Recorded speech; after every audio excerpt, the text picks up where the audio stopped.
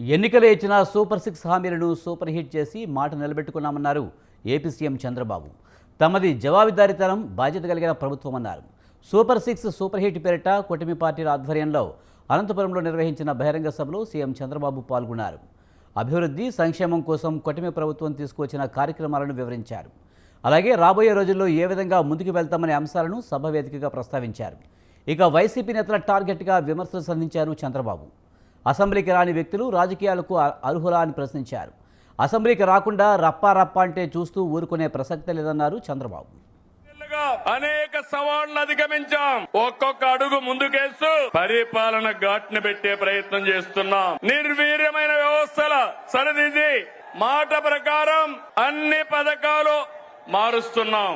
అందులో భాగంగానే పేద మధ్యతరగతి ప్రజల జీవితాలు మార్చి సూపర్ 6 అమలు చేశాం. అందరి సహకారంతో సూపర్ 6 పథకాలని సూపర్ హిట్ చేసి మాట నిలబెట్టుకున్నామని మరొకసారి విజ్ఞప్తి చేస్తున్నాను. ఒక కుటుంబంలో ఎంతమంది పిల్లలున్నా పరిమితులు లేకుండా అందరికీ 15,000 రూపాయలు ఇచ్చాం. 67 లక్షల మందికి ఒకేసారి 10,000 రూపాయలు ఇచ్చిన ఘనత కూటమి ప్రభుత్వాలదని మరొకసారి విజ్ఞప్తి చేస్తున్నా.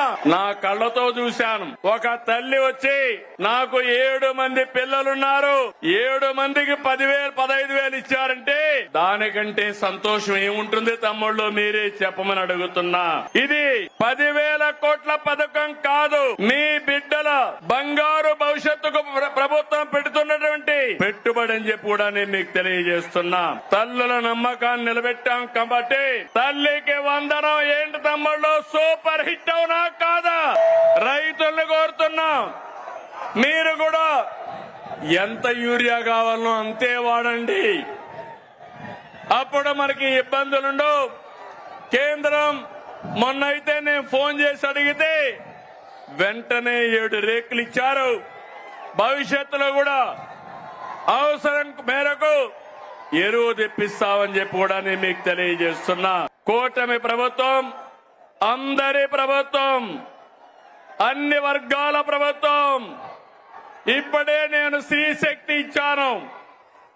ఈ రోజు మీ అందరికీ హామీ ఇస్తున్నా.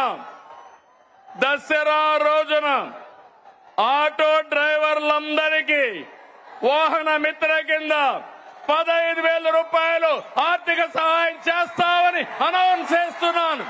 ఎన్ని కష్టాలున్నా చేస్తాం.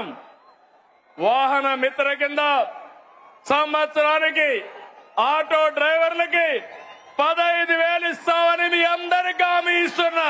వైఎస్ఆర్ కాంగ్రెస్ పార్టీ ఉనికిని కోల్పోతున్నారు.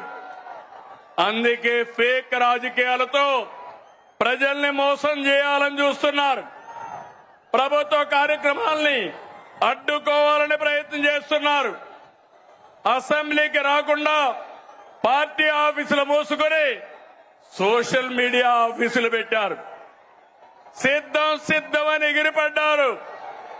అసెంబ్లీకి రండి, చర్చకు సిద్ధమా అని సవాలు విసురుతున్నా. అనంతపురం నుంచి ప్రతిపక్ష హోదా కావాలంటారు. రాజకీయాల్లో ఓనామాలో తెలియని వాళ్ళు. ప్రతిపక్ష హోదా నేను ఇచ్చేది కాదు. ఎవరిచ్చేది చెప్పండి. మీరిచ్చేది ప్రతిపక్ష హోదా. ముఖ్యమంత్రి పదవి ఎవరిచ్చారు? నాకు ఎవరిచ్చారు? తమ్ముళ్ళు, మీరందరూ కలిసి ఆ నాయకుడికి ఒక క్లాస్ తీసుకోవాలా? తీసుకుంటారా అని అడుగుతున్నా. ప్రతిపక్ష హోదా అడగకుండా అసెంబ్లీకి రావాలని అవునా కాదా అని అడుగుతున్నా. శాసనసభకు రాకుండా రప్పా అని రంకెలేస్తున్నారు. తీరు మారిందా అని అడుగుతున్నా మిమ్మల్ని. రప్పా అంటే ఇక్కడ చూస్తూ ఊరుకో ఉండడానికి.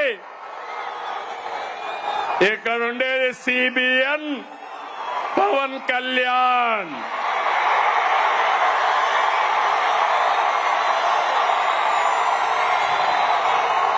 సోషల్ మీడియాలో పోస్టులు పెట్టి ఆడబిడ్డల్ని అవమానిస్తున్నారు. అవమానిస్తే కబద్దార్ జాగ్రత్తగా ఉండండి. అవమానించిన 5 నిమిషాల్లో మీ చొక్కా పట్టుకునే మా పోలీసు సిద్ధంగా ఉంటారు.